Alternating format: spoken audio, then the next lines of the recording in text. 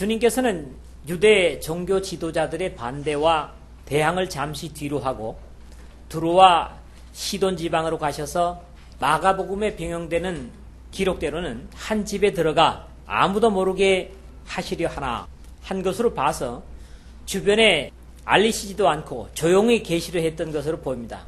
그러나 이미 주님의 명성은 그곳에 이방인들에게까지 알려져서 조용히 계시려고 하는 고요를 깨뜨리고 마침내 숨길 수 없더라.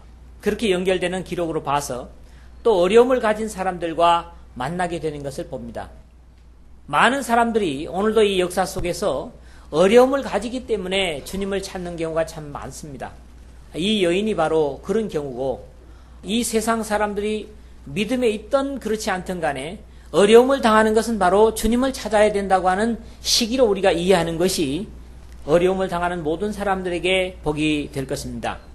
이 선택되었다고 자랑하는 유대인들은 언제나 믿음이 적다거나 없다고 주님으로부터 책망을 받은 대신에 이 유대인의 복음이라고 하는 마태복음조차도 이방인들의 믿음이 오히려 칭찬을 받고 있는 것은 아이러니가 아닐 수 없습니다. 제자들을 향하여 예수님께서 말씀하시기를 가라사대 믿음이 적은 자여 왜 의심하였느냐. 14장 31절에서 베드로에게 그렇게 책망하셨잖아요. 예수님의 수제자임에도 불구하고 이런 믿음이 적다고 하는 책망을 받는 것을 봅니다.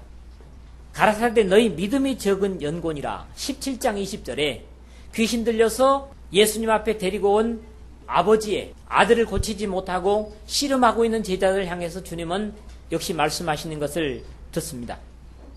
반면에 8장 5절에서 13절에 보면 이방인이었던 백부장을 향해서 내가 진실로 너희에게 이르노니 이스라엘 중 아무에게서도 이만한 믿음을 만나보지 못하였노라.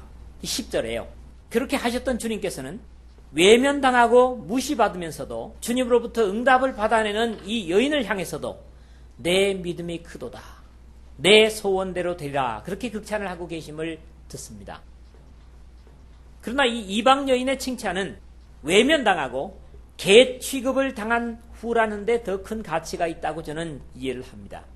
이 사건은 진정한 믿음이라고 하는 것이 무엇이고 주님께 대해서 은혜 받을 자가 어떤 자세를 가져야 하는가 우리에게 주는 가르침이 크고 많습니다. 요한 사도가 나중에 증거하는 것처럼 자기 땅에 오매 자기 백성이 영접지 아니하였으나 영접하는 자 곧 그 이름을 믿는 자들에게는 하나님의 자녀가 되는 권세를 주셨으니 요한복음 1장 11절 12절에 그런 기록을 읽을 수 있습니다. 예수 그리스도는 육신에 계실 때에도 이스라엘로부터 개 취급을 당하는 이방 사람들을 외면치 않으셨음도 확인되어지는 그런 말씀이면서 오늘 이방인이었던 우리들의 믿음의 고백을 들으시는 하나님에 대한 감사를 여기서 봅니다. 첫 번째 부분은 22절의 말씀입니다.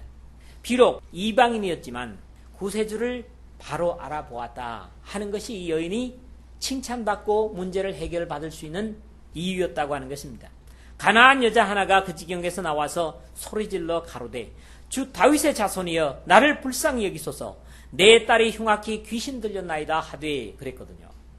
주님을 만날 이유가 되었다면 어떤 고통이나 절망도 저는 복이라고 여겨집니다.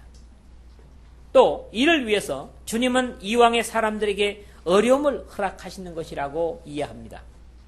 범죄하고 에덴을 잃은 사람들을 하나님은 다시 귀한 약속에 불러들이고자 창세전에 이미 계획하셨고 결국 아브라함을 선택하셨지만 그 아브라함의 후손을 통해서 온 인류를 구원하시고자 하는 것이 바로 이 세상을 지으시기 전에 이미 계획하신 하나님의 선하신 의지이셨습니다. 이것을 몰랐던 이스라엘은 오로지 혈통에 속한 아브라함의 후손만이 복을 누릴 것이라고 하는 엄청난 착각으로 주님을 잃게 되는 비극이 되기도 합니다. 하나님께서는 이미 아브라함을 선택하시면서 아브라함은 강대한 나라가 되고 천하 만민은 그를 인하여 복을 받게 될 것이 아니냐. 창세기 18장 18절에서 천하 만민이 그를 인하여 복을 받게 될 것이 아니냐 말씀하셨고요. 또 내 자손을 하늘의 별과 같이 번성케 하여 이 모든 땅을 내 자손에게 주리니 내 자손을 인하여 천하 만민이 복을 받으리라. 여기 아브라함의 믿음의 자손이 누굽니까? 바로 예수 그리스도십니다. 그 예수 그리스도를 통해서 온 인류가 복을 받게 될 것을 이미 선택된 아브라함에게부터 말씀하고 계심을 우리는 창세기 26장 4절에서도 읽습니다. 구약 성경의 다른 곳에서도 이방의 구원에 대한 예언과 기록들이 적지 않은 것을 보는데 대표적인 데가 미가서 4장 2절입니다.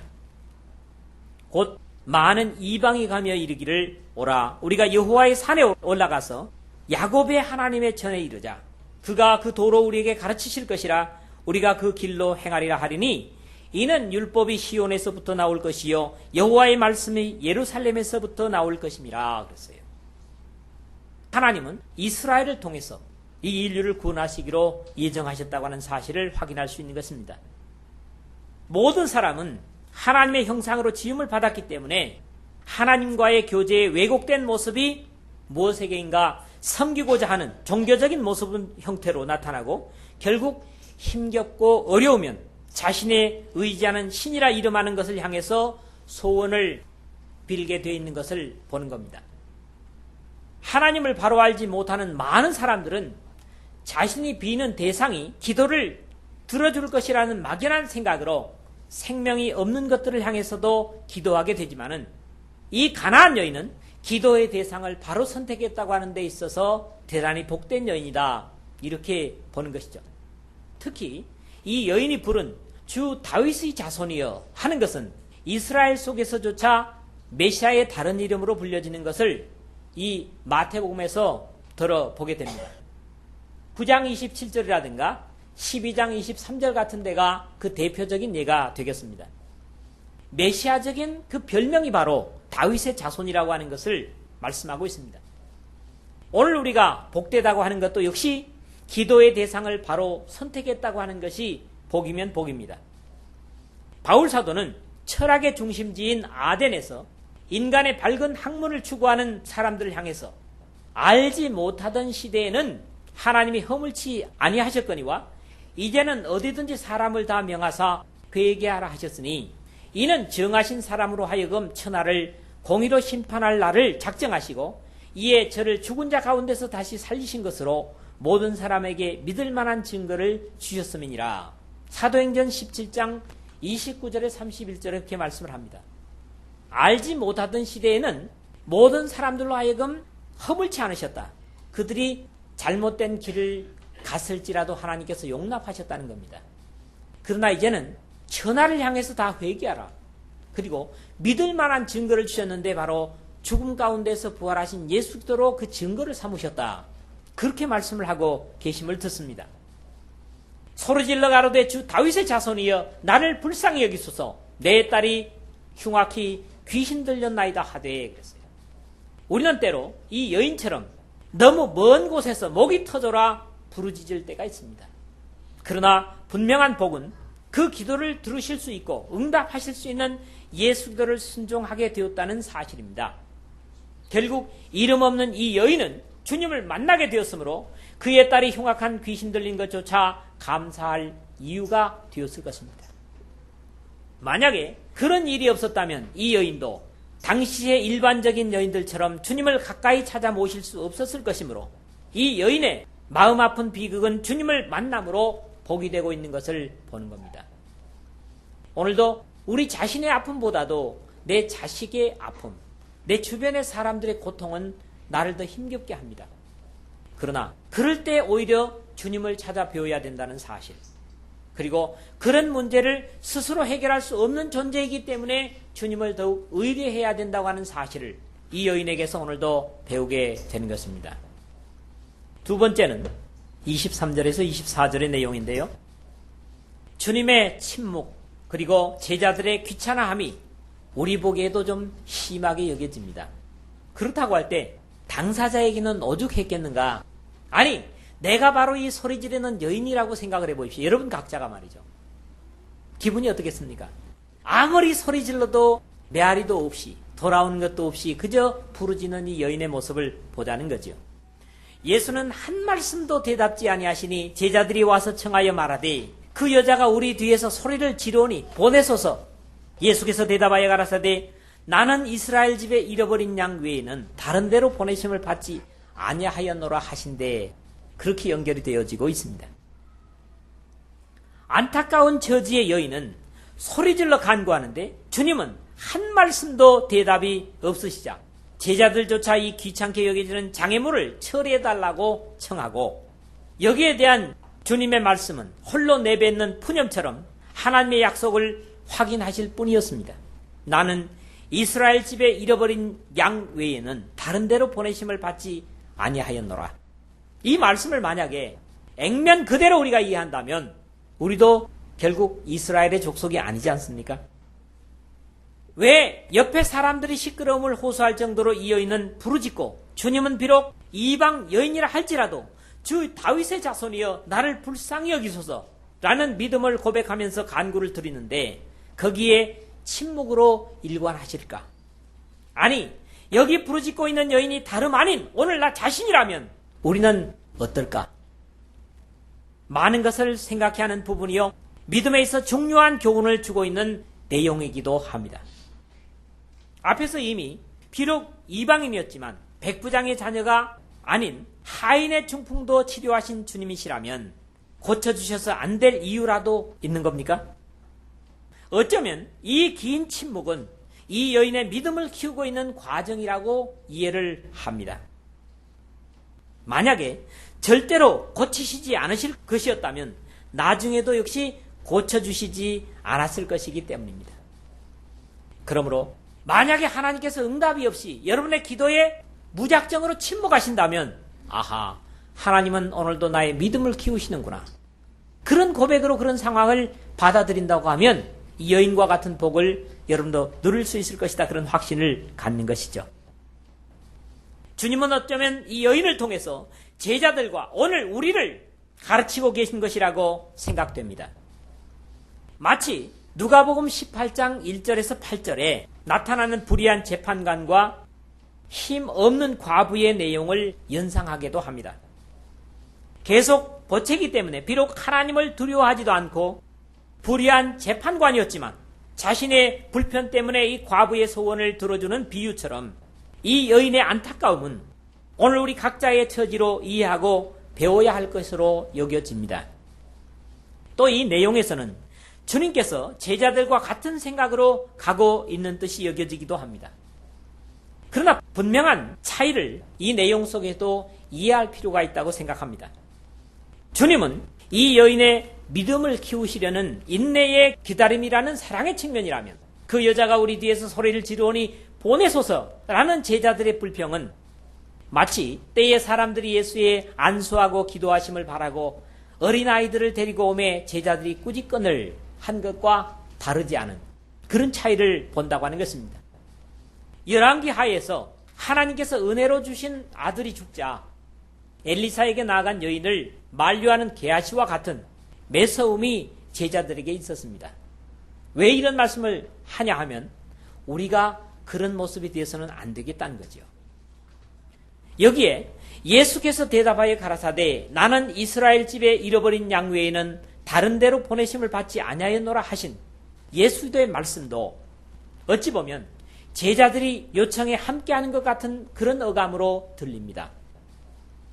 그러나 이 말씀의 깊은 의미는 육신적 이스라엘뿐만 아니라 이 역사 속의 죄로 인해서 이뤄진 자를 찾으러 오신 주님의 사명으로 이해해야 옳을 것입니다.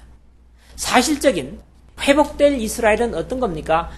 에덴에서 이뤄진 죄로 인해서 멸망받을 수밖에 없는 인간이 하나님의 자녀로 돌아오는 것, 이것이 바로 진정한 이스라엘의 회복이기 때문에 이 말씀은 육신적 이스라엘로 이해하는 것보다는 영적인 이스라엘로 이해하는 것이 옳을 것이고 이 회복된 이스라엘 속에 오늘 우리를 포함하는 것도 역시 잘못되지 않음을 확신할 수가 있는 것입니다. 마찬가지로 이 말씀이 액면 그대로 육신적 이스라엘 백성만을 표현한 것이라면 역시 주님은 이 이방 여인의 소원을 들어주시지 않았을 것이기 때문에 제가 이런 확신을 가지고 말씀을 드릴 수 있는 것이죠. 계속해서 주님은 이 역사 속에 이뤄진 양들을 구원하시기 위해 보내심을 받은 목자임에 분명하고 귀찮은 제자들의 모습이 아니라 긍휼과 용서와 사랑의 하나님의 마음을 본받는 자들에 의해서 이 이뤄진 이스라엘은 계속 회복되어지는 그런 역사가 오늘의 우리의 삶의 현장 속에서도 지속되고 있다고 하는 것을 확신할 수 있습니다. 주님의 깊은 심정을 헤아리고 어려움 당하는 자를 귀찮아하는 우리 자신들은 아닌지 우리 각자의 내면을 살필 필요가 있겠습니다. 참으로 주님의 심장을 이해하는 사람이라면 비록 나에게 귀찮고 어려움을 주는 대상일지라도 그가 구원받기 위해서 우리가 최선을 다하는 그런 자세가 되어야 되지 않겠는가 하는 것을 이 몰인정한 제자들로부터 우리는 역설적으로 배우게 된다고 생각을 합니다. 세 번째로 25절에서 27절인데요. 여자가 와서 예수께 절하며 가로되 주여 저를 도우소서. 대답하여 가라사대 자녀의 떡을 취하여 개들에게 던짐이 마땅치 아니하니라. 여자가 가로되 주여 올소이다마는 개들도 제 주인의 상에서 떨어지는 부스러기를 먹나이다 하니. 너무 몰인정하게 들리는 주님의 답변. 그럼에도 불구하고 자기를 철저하게 낮추면서 그 주님 앞에 순응하는 이 여자. 이런 어떤 대조적인 모습을 우리가 상상해 볼 수가 있겠습니다. 표면적으로 볼 때 주님과 제자들로부터 철저하게 인종차별과 외면을 당하는 것 같은 상황을 겪으면서도 이 여인의 자세는 조금도 후퇴하거나 낙심됨이 없이 오히려 더 적극적인 모습으로 나아가고 있는 것을 봅니다. 이제는 주님 앞에 나와서 절하며 주여 저를 도우소서라는 탄식의 하소연을 드렸지만 주님은 더 심한 표현으로 이 여인을 거절하는 한편 어느 민족에게서나 가장 더럽고 혐오스러운 동물로 비유되는 개의 취급을 당하면서도 그것을 오히려 인정하면서 긍휼을 구하고 있는 믿음을 보는 겁니다. 어느 나라에서나 개라고 하는 것은 항상 이렇게 가장 비참한 존재로, 성경도 그렇거든요. 성경에서 하나님을 불순종하는 이방을 향해서 이런 동물로 취급이 되고 또 하나님의 말씀을 순종치 않은 자들을 향해서도 이런 동물 취급을 덜어 하는 것을 보거든요. 자, 이쯤 되면 나 같으면 더러워서 못 보겠네. 당신이 메시아면 메시아지. 이럴 수가 있는 거요? 그러면서 뭐 삿대질을 할 수 있지 않겠어요? 여러분이었다면 이런 취급을 당할 때 어떻겠어요? 예수님이 아니라 저를 통해서, 아니 교우들을 통해서 좀 서운한 말을 들어도 더러워서 원참 이 교회 아니면 교회가 없나? 이럴 수 있잖아요. 그런데 이 여인의 철저한 겸손을 우리가 보자고 하는 것이죠. 그렇지 않습니까?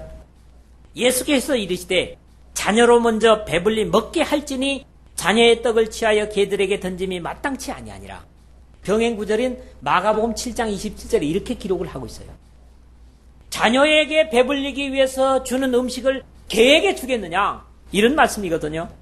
주인의 자녀들의 밑에서 아이들이 먹다가 떨어뜨리는 부스러기를 주워 먹으면서 꼬리를 흔드는 애완견의 모습에 자신을 비유하며 끝까지 긍휼을 구하는 이 여인에게서 차라리 처절함을 봅니다. 대단한 믿음입니다. 제가 볼 때는요. 그렇지 않습니까? 여자가 대답하여 가로되 주여 올소이다마는 상 아래 개들도 아이들의 먹던 부스러기를 먹나이다. 마가복음 7장 28절에 그렇게 연결이 됩니다. 그러나 더욱 큰 은혜를 주시나니 그러므로 일렀으되 하나님이 교만한 자를 물리치시고 겸손한 자에게 은혜를 주신다 하였느니라. 야고보서 4장 6절에 그렇게 말씀을 주시죠. 겸손할 수 있다면 그것은 이미 은혜를 확보한 사람입니다. 언제나 하나님의 은혜를 물리치는 게 뭡니까? 인간의 교만입니다. 하나님은 겸손한 자를 절대로 비극을 가진 채로 되돌려 보내시지 않으시는 분이십니다. 할렐루야. 엘리바스라고 하는 사람이 욥기서 22장 29절에 보면 내가 낮춤을 받거든 높아지리라고 말하라. 하나님은 겸손한 자를 구원하시느니라. 여러분, 땅에까지 낮아졌습니까? 이제는 높여질 일만 생각하면 됩니다. 그 말이거든요. 낮춤을 받거든 높아지리라고 말하라. 주님께서 맨 아래까지 낮추시면 이제는 높아질 일만 남은 것입니다. 아울러 이 고백은 이 세상에 존재하는 모든 것이 하나님의 먹이심을 인하여 살아가고 존재한다는 주님을 창조주로서 고백하는 신앙이기도 합니다. 까마귀를 생각하라. 심지도 아니하고 거두지도 아니하며 골방도 없고 창고도 없으되 하나님이 기르시나니 너희는 새보다 얼마나 더 귀하냐. 누가복음 12장 24절이 말씀합니다. 까마귀도 주님께서 키우신다. 개들도 주인의 상에서 떨어지는 부스러기를 먹습니다 하는 건 뭡니까? 이 세상에 존재하는 모든 것들이 하나님께서 키우심을, 입히심을 인하여 삽니다. 그런 창조주로서의 고백이라고 하는 것이죠. 우리 인생의 모든 생명의 능력이 하나님께 있습니다. 그런 이유에서 너희는 먼저 그의 나라와 그의 의를 구하라. 그리하면 이 모든 것을 너희에게 더하시리라 하신 주님의 교훈은 순종하면 살 수 있는 실제적인 교훈입니다. 하나님, 저는 개와 같이 취급당해도 어쩔 수 없습니다. 그러나 부스러기 은혜라도 주셔야 살 수 있습니다.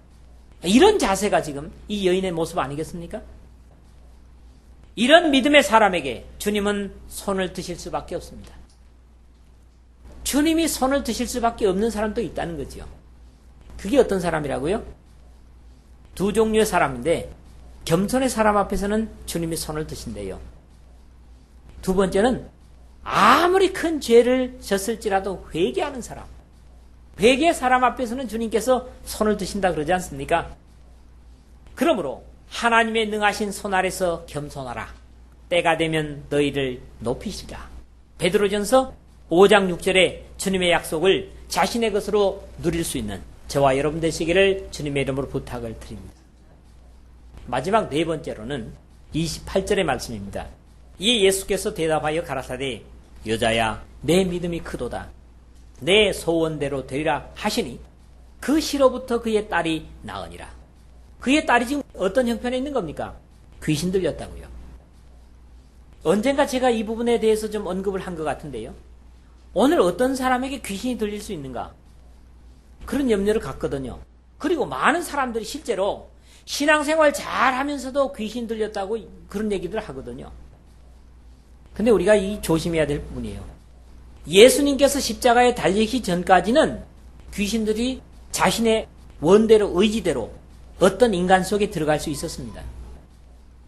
그러나 예수님께서 십자가에 못 박히심으로써 이미 뱀의 후손은 머리를 상했습니다. 그래서 자기 의지대로 인간을 지배할 수 없게 됐어요. 예수님의 십자가의 죽으심은 이런 의미에서도 대단한 역할을 하는 겁니다. 그러므로 예수님께서 십자가에 죽으신 이후부터는 어떤 귀신이 사람에게 원치 않는데 들어갈 수 없습니다. 왜요?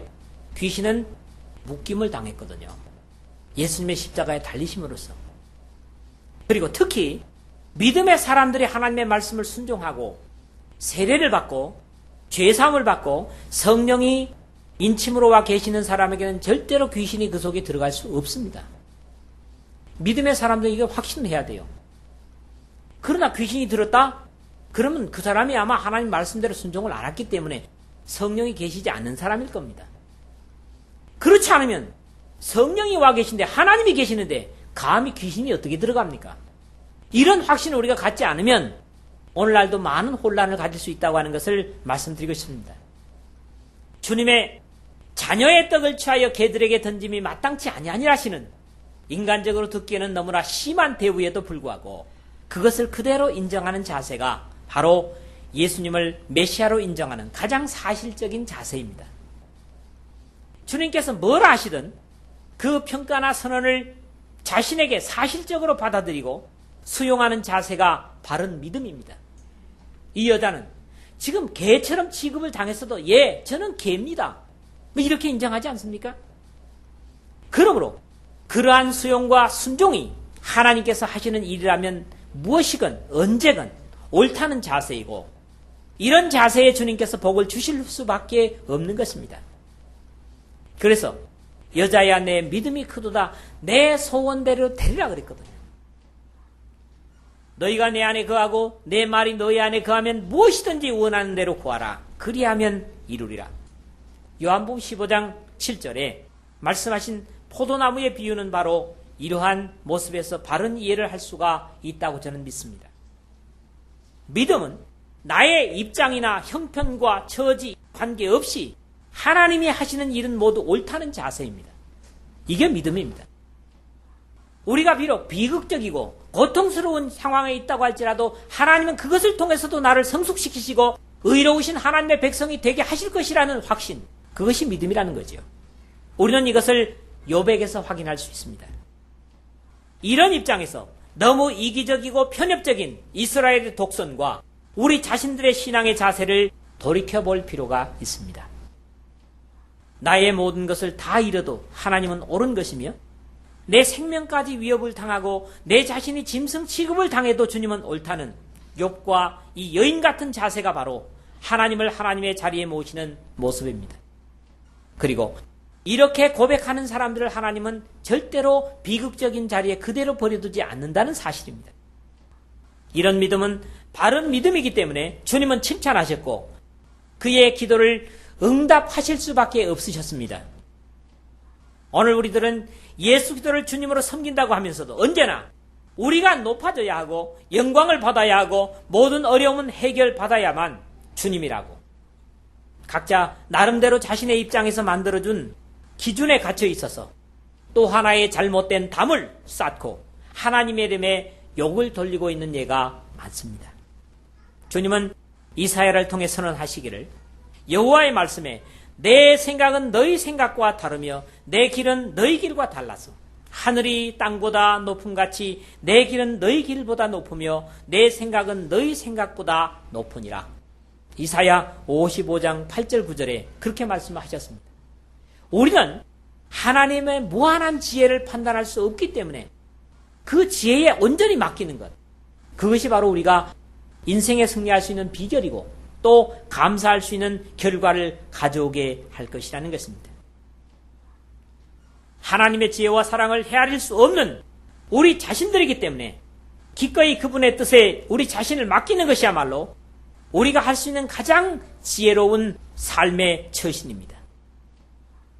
나의 처지가 어찌되든 하나님은 언제나 오르시다 라는 철저한 신뢰를 하나님께 드리는 사람을 하나님은 절대로 불행하게 버려두지 않으십니다. 이것은 믿음의 연륜의 관계가 없습니다. 주님께서 이 땅에 다시 오셨을 때도 몇 천 년을 하나님을 섬겨온 이스라엘이나 하나님을 섬긴 지 얼마 되지 못하는 본질상 진노의 대상이었고 이방인이었던 이 여인을 비롯한 우리 대한민국의 사람이건 하나님의 권위를 가장 높이고 순종하는 사람들을 칭찬하시고 상 주실 것입니다. 예수님은 우리의 절망과 비극을 위해서 십자가를 지셨습니다. 오늘도 처절한 고통과 어려움에 있으면서 주님을 찾는데 아직 응답이 없다면 그것은 하나님께서 나의 믿음을 키우고 계심을 믿을 필요가 있습니다.